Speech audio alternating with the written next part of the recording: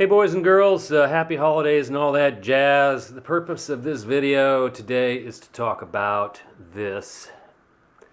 This is a what's known as an ultralight alcohol wick stove. And it's a gift for my nephew Dylan for Christmas. I drew his name in the family lottery. So I guess what we're going to do is just a little tabletop review of sorts about why this is so cool. I didn't invent this, by the way. Somebody else came up with the idea. I've just adapted it. I believe it was called originally a cat stove or a super cat stove because it was made with a cat food can. In this case, I'm calling this the cloverleaf stove because this can is from cloverleaf tuna. Little quick background info. I am a cheap bastard and a known pyromaniac. I love playing with fire and am addicted to alcohol cook stoves of every shape and size. I've made, I don't know how many different ones. Some simple, some complex, some heavy, some not. But this one, this is just pure genius. Whoever came up with this idea, I love you! Dylan, you're going to love this too. It beats pouring Coleman fuel over a log and igniting it. Ask your dad about that. Well, let's start off with how this thing works exactly. There's two cans and then there's a wick material in between them. And the idea is that you pour fuel into the center. Down in the bottom there are a series of little nicks that allow the fuel to be absorbed by this wicking material, and then you take your lighter and ignite the material, the alcohol on this edge here. Your pot sits on top. It's beautiful. It's an alcohol stove, right? And my favorite fuel of choice has always been fondue fuel. But make a note, this is gel. Do not use gel. Instead, get the liquid. This is some stuff I picked up from the local dollar store. And I don't know if they sell this at the dollar store anymore, but it was $1 for... what is it, 500 mils? That's roughly 16 fluid ounces. And this lasts a long, long time. It's cheap. You can use other fuels. You can use denatured alcohol. They sell a product for cars called Heat. It comes in two different bottle colors. One's red, one's yellow. From what I understand, you don't want to use the red one because it's of poor quality. But for me, fondue fuel is tops, baby. More on that later. So from the top, I just want to mention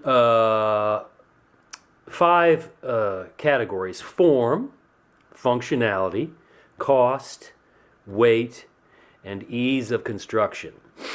As I said, I've made a lot of different alcohol stoves, and this one I just love because it ticks every box of the 5 topics I just mentioned. So we'll go through those one by one, okay? I realize that we all have different kits that we travel into the great outdoors with, whether it's on a bike trip, a canoe trip, a hiking trip, backpacking, whatever. So the first question, the first factor in the equation is form.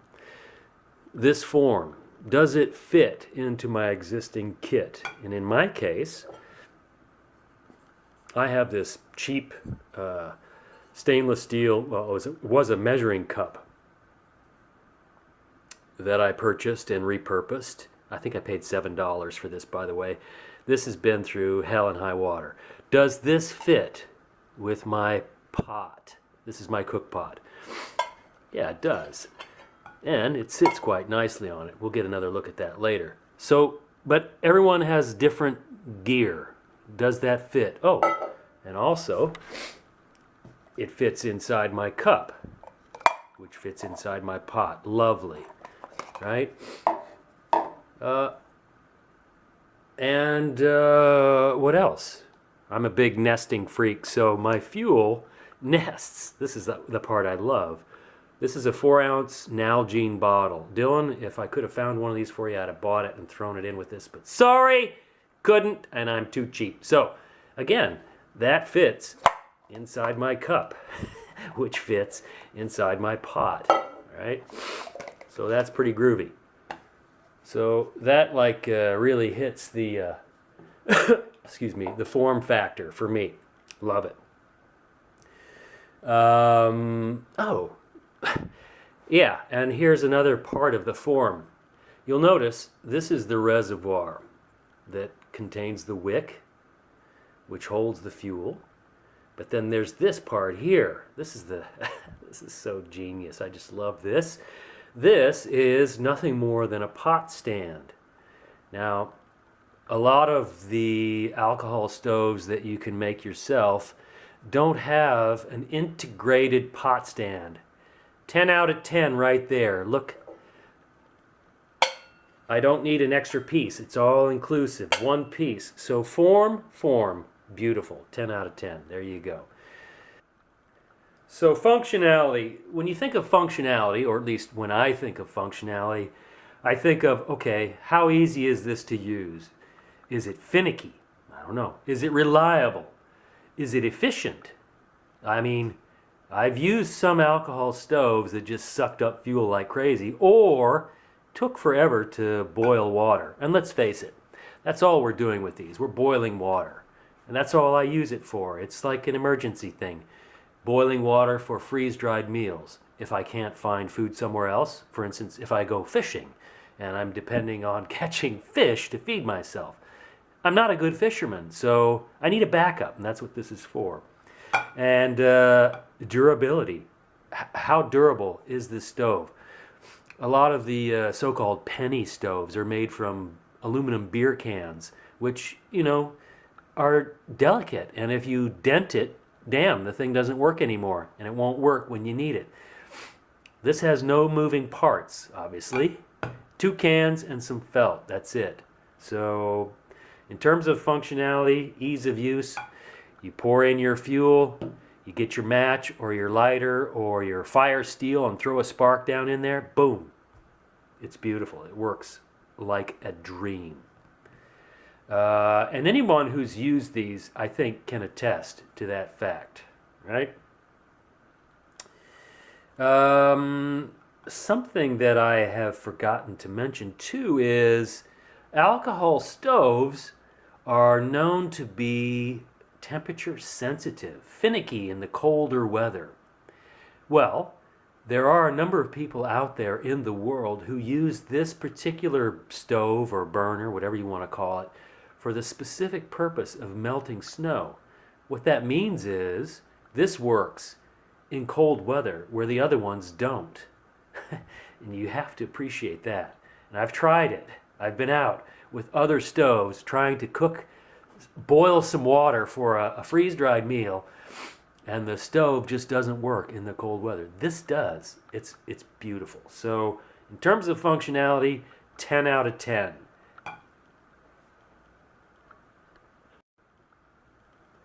Let's talk about cost. I'm a notorious cheap bastard, and I don't like to pay for something, if I don't have to. So cost. What did I pay for this? Obviously, I paid for something. I paid for the tomato paste at the grocery store when I bought this can. I paid for the tuna at the grocery store when I got this can. But I consumed those things. They weren't thrown away. The major cost is, in this case, I used this carbon felt. Carbon felt that I bought, 10 or 12 years ago when I was renovating my bathroom. I needed the carbon felt to sit behind my blowtorch while I was soldering copper pipes together. But you can pick up a 12 by 12 inch piece of carbon felt at Walmart for like $9. So for $9, you can make about, 15 or 20 of these stoves, which is nice because, eventually the cans fall apart, they rust out. However, the felt is still good. The felt doesn't wear out. You can also use fiberglass, like from fiberglass house insulation. There's a number of things that you can use in place of this. So cost, cheap, baby. Recycle, reuse, repurpose. 3 R's. That's the beauty of the cloverleaf stove. Well, one of the beauties, anyway. So let's talk about weight for a second, because this comes from the world of ultralight backpacking and what have you. And those people are what we call gram weenies. So let's get a tare weight on here. We'll talk about grams first. So I have this one. This is pretty representative of the wick stove. That weighs 41 grams, right? This is what I call a duo or dual. This is good for 2 people. What I love about this design is you can cut it down, and this is what I have done. This is my soloist, and this is what I use. Oh, here's mine. I don't know how many trips this has been on. I love the look. Look at that patina. Oh, it's beautiful. Look at that. It's been around the block a time or two. So the soloist weighs, wait for it, 23 grams. Okay, it's a little heavier than I thought. Let's look at that in ounces. For you Americans. For all y'all Americans. Yeah, buddy. Yeah, I did. Okay, so 0.8 ounces for the soloist. Oh, somebody left crumbs on the, on the scale. Damn. 1.45 ounces. You know what? That's pretty insignificant, however you slice it. But from the form factor, look at the size difference between these two. And I'll talk about that and why I prefer this to this, just for me. Okay? See the difference? Half the weight, half the size, but it's the size that matters, and you'll see where that comes into play. Stick with me. So the last critical factor for me has always been, how difficult is it to make a stove, an alcohol burner, if you will, like this. Here's what you start off with. This is a can of tuna fish. This can of tuna fish I ate 2 days ago, and in the evening I made a spaghetti sauce, so I needed this spaghetti paste can. Here's garlic spaghetti, or sorry, tomato paste. What is that? That's a 156 ml can. I believe that's 4 or 5 ounces, not sure. And then this is an 85 gram can of, tuna. What do we have here? This is lemon and pepper. I usually buy the Cloverleaf brand. This is a Selection brand, but the cans are identical. There's a little pull top here. You yank the top off, and once you get it off, it looks kind of like this. So what I do is, there's a bit of an edge here, as you can see. I just roll that edge down with using a screwdriver, just pushing it, rolling it flat, and that's that. So that part is done. However, to make this stove, obviously, you have to get your tin snips out and cut this can down. So that's the other thing you need, is a pair of tin snips. These are Stanley, I think they're left-hand curve snips. They make a right-hand curve, they make a straight snip. I like these because they're good for, rotating. Of course, I always rotate this way as I'm cutting, right? So you need a pair of tin snips, or you could use some heavy-duty kitchen scissors. I've done that before. The wife might get a little upset if you use scissors on tin cans. Anyway, that's your problem, not mine. The other thing you need is, if you look at this, you notice there's a hole drilled in this can, right? And what I use is I have a I don't know what they call this, an index bit, I think, an index drill bit. And you can see how it's indexed, ding, ding, ding, ding, ding, ding, ding, stair-stepped. And I don't know, I never measure, I never, I just put a good sized hole in there. Why is that hole in there, you might ask? Well, when your pot is sitting on top, pressure builds up inside and causes the flame to just go crazy. So by having this hole, this is a vent hole, it releases that pressure and makes the stove operate much more efficiently. Oh, did I forget to mention efficiency? Oh God. So yeah, while we're on it, efficiency. 1 ounce of my cheap fondue fuel will boil 2 cups of water, typically, generally, in about 6 minutes. That's pretty goddamn efficient. Okay. So, right, we have the 2 cans. So all you have to do is open your cans, cut off the bottom of this one, and if you look, I've cut this can, the bottom, off and made a couple of notches using my tin snips. That's it. And then you put your felt in there, and the 2 just slide together, just like that. It's so groovy! Oh, I love it. I love the simplicity. I'm a freak for simple things. Jesus, I keep getting ahead of myself. On the construction side of things, this distance that the pot stand sits above your felt is a critical factor. And it's one that tends to get glossed over, as I have done. There is what's known as a sweet spot where the flame comes up and hits your pot. And what I have discovered for my usage is if I have 1 inch between the top of my felt and the top of the pot stand, that is the best place for me. So when I'm having to cut this tomato paste can, I'll set it inside the tuna fish can and then measure up 1 inch and make a line all the way around the can. And it's cool because the cans have these ridges in them, so you can just put your marker in wherever that 1 inch point is. In this case, it happened to be up here, and make that line and cut it.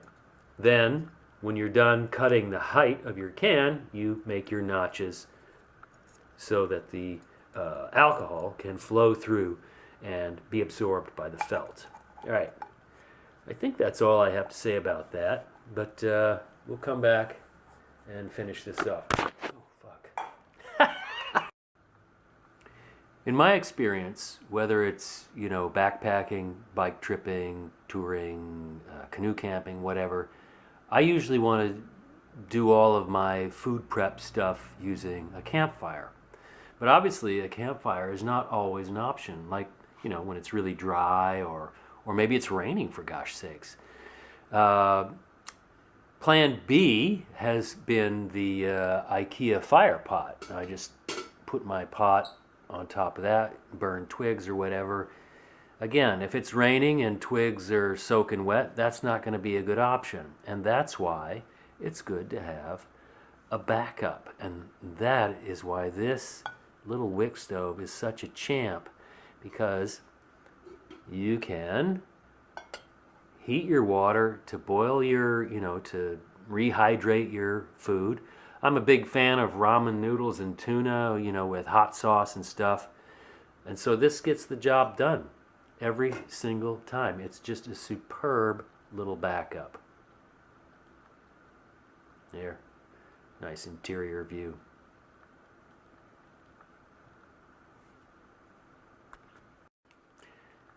So here we're going to circle back around to the issue of efficiency. This is the standard cloverleaf stove. Let me turn my pot here so you can see the graduations. Right? So normally I boil 2 cups of water for anything freeze-dried that I'm eating. But if you look at my windscreen, which I use also as a heat reflector to transfer that heat back to the pot that otherwise would just zip up the side, I want to retain as much of that as possible. So my 2 cup, my 500 mil mark is above this windscreen. So this is why I have cut down this particular model to make this what I call the soloist. And if you look, you'll see what I mean. I place that in there and I put my pot on top. Suddenly my 500 mil mark is actually below this. So I'm maximizing the fuel consumption to really heat the water, boil it, complete boil. If I'm using water out of the stream, I have no worries that the 1 ounce of fuel I'm using to boil that 2 cups of water is going to get the job done. Many's the time I've done that. So yeah, so that is why I have this cut down version, and Dylan, that is why you are getting both. There you go. So I thought it might be great fun to illustrate how everything fits together. We'll come back to the form factor of why this is such a cool little stove for your kit. So there's your stove, there's your fuel. In my case, I use this GSI plastic mug for whatever reason. So that fits in there. My lighter fits in there. I got this nasty little scrub sponge that fits in there. And that all pops into my my cheapo stainless steel billy can, homemade billy can pot. Got a lid that rides on top there. So that's that. Nice, compact. I have this, what do you call this, a pot cozy made of Reflectix. My windscreen for the stove fits in there just like that. The pot slides in there just like that. Oh, I have my IKEA fire pot. The stands for it just slide into the pot. Right. And then that all just goes together, something like that. Lovely. So that little alcohol wick stove is just a treat. That's all I got to say about that. Thanks for hanging in there, gang. Happy holidays.